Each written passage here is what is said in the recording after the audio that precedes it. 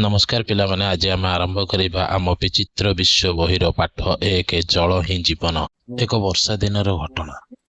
गुड्डू झरका पाखक दौड़ीगला जो काच उपर छोट छोट वर्षा टोपा पड़ुथुवार ज्योति पूर्वर देखुला।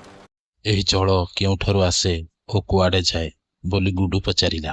गुड्डूर प्रश्नर उत्तर पाइबाकु हेले आस जलर गतिपथ को अनुसरण करिया। किंतु प्रथमे आस पृथ्वी रे केते परिमाण जल अच्छी देखिए। जदिओ पृथ्वी पृष्ठर अधिकांश अंचल जल रे परिपूर्ण, अति कम परिमाण रे मधुर जल को छाड़देले अन्य सब जल लुणिया अटे। अधिकांश जीवजंतु मनुष्य पशु पक्षी एवं उद्भिद बंचिया मधुर जल उपर निर्भर करती। यह पानीय कृषि कार्य एवं दैनंदिन कार्य निर्वाह अत्यंत आवश्यक। अनेक उद्भिद एवं प्राणी मध्य मधुर जल रे बास करती। जल बिना जीवन संभव नୁହେଁ।